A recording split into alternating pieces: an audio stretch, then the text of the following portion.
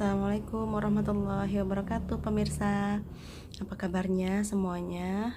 Semoga selalu sehat ya, pemirsa. Jadi saya ingin bercerita. Menurut saya sih ini kisah yang sangat inspiratif ya, yang bisa kita ambil hikmah dan juga pelajaran untuk kita tambah bersyukur. Dengarkan ya pemirsa sampai selesai. Jadi ibu ini ya yang saya kagumi tentang perjalanan hidupnya. Itu sehari-hari itu bekerja sebagai pemulung.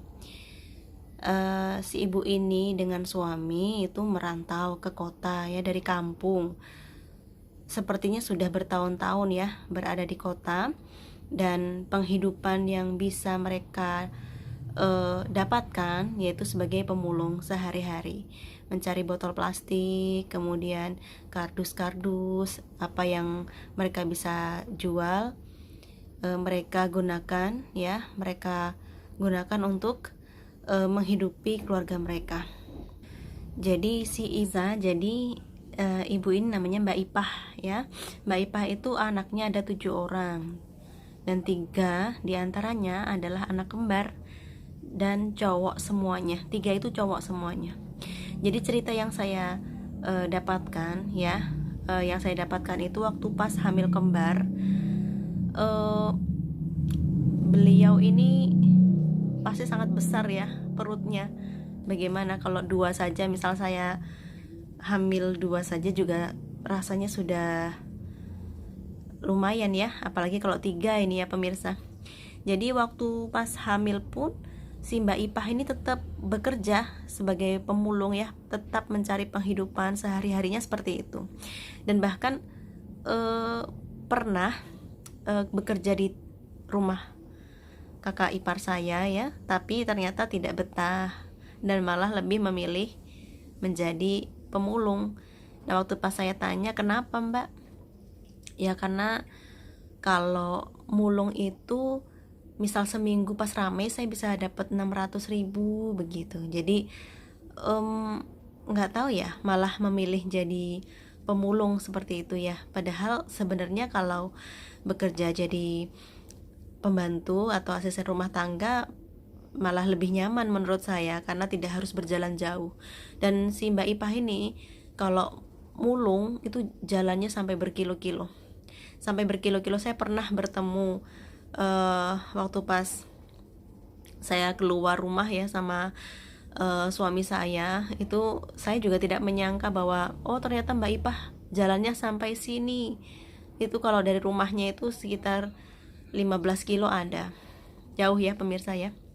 Jadi waktu pas hamil kembar ini Mbak Ipah ini merasa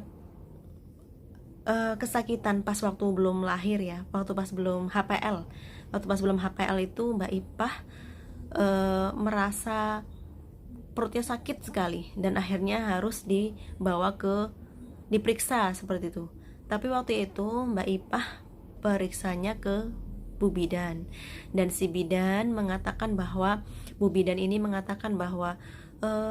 Bu maaf ya, ini kayaknya nggak bisa lahiran normal, besok nih kayaknya kalau udah HPL nggak bisa lahiran normal, harus di rumah sakit sesar. Nah pemirsa tahu tidak, jadi setelah tahu bahwa Mbak Ipah ini ya, Bu Bidan mengatakan Mbak Ipah nanti lahirannya nggak bisa normal ya, kembar 3 ini nanti lahirannya sesar. Mbak Ipah ini kabur dari klinik, langsung pulang ke rumah. Nah pas sudah HPL ternyata apa pemirsa, lahirannya di mana? Lahirannya di rumah, dan itu normal. Subhanallah ya, saya sampai merinding kalau mendengarkan kisah seperti itu ya. Karena apa? Saya saja sesar gitu loh, 2 gitu kembar sesar, apalagi ini 3 normal.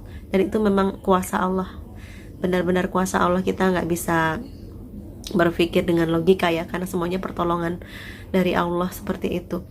Dan sehari-hari ya Mbak Ipah ini mengurus anak-anak si kembar itu ya sendiri gitu ya, dibantu dengan anaknya yang sudah besar ya, anak yang pertama sampai anak keempat kan sudah besar. Jadi yang ke apa namanya ke 5, 6, 7, nah itu kembar itu ya, yang kembar 3 ya diurus kakaknya kalau si Mbak Ipah sama suaminya nih kerja cari nafkah begitu ya.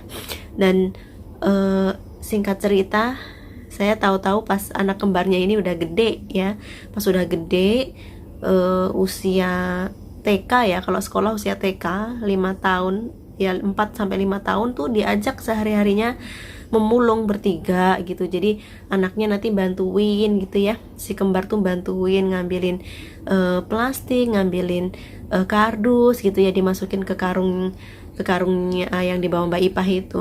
Jadi pemandangan yang luar biasa, yang mungkin kalau kita sendiri juga malah justru mengeluh ya, padahal kita juga alhamdulillah serba kecukupan. Tapi ini Mbak Ipah yang sehari-harinya mengandalkan dari penghasilan memulung, justru saya lihat orangnya sangat-sangat sabar dan tegar gitu ya pemirsa.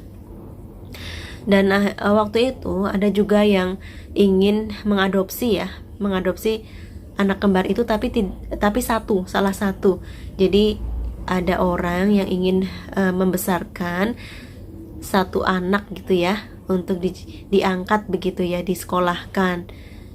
Nah, tapi sama Mbak Ipah nggak diizinkan. Kenapa? Karena kalau mau diadopsi ya diadopsi semua, tiga-tiganya begitu. Jadi kalau satu nggak boleh. Tapi sayangnya pemirsa, rumah Mbak Ipah ini tuh sudah pindah. Jadi rumah yang dulu ya, rumah kalau sekarang tuh istilahnya rumah bedeng ya pemirsa ya, rumah apa tuh namanya, yang kardus papan itu ya, yang nggak permanen tuh lah, yang gampang sekali dicopot gitu ya. Itu dulu Mbak Ipah tinggal di lapangan bareng dengan para pemulung yang lain di situ ya. Saya pernah menemui Mbak Ipah juga, tapi sekarang udah pindah karena lapangan yang biasa ditinggali para pemulung itu tanah pemerintah, jadi dirikan apartemen. Jadi sekarang Mbak Ipah mencari tempat lagi, pindah lagi begitu. Cuman saya belum tahu di mana Mbak Ipah sekarang tinggal. Tapi di sini saya senantiasa berdoa ya kepada Allah, dan semoga Mbak Ipah ini selalu mendapatkan kesehatan gitu ya, Allah kasih keselamatan dan kekuatan dalam menghadapi kehidupan yang luar biasa ini. Mbak Ipah luar biasa sekali. Jadi saya kalau ngobrol sama suami itu harus banyak-banyak bersyukur kita ya, melihat bahwa banyak sekali orang lain ya yang berada di bawah kita. Jadi kalau kita pas lagi mengeluh atau kurang bersyukurnya muncul ya, kita ingat-ingat lagi kisah hidup seseorang biar kita tambah bersyukur begitu. Kalau kita lihat ke atas ya, kita kapan bersyukurnya pasti akan kurang terus ya pemirsa. Jadi segitu dulu pemirsa, besok saya lanjut lagi dengan cerita yang lain, semoga bisa diambil hikmahnya. Assalamualaikum warahmatullahi wabarakatuh.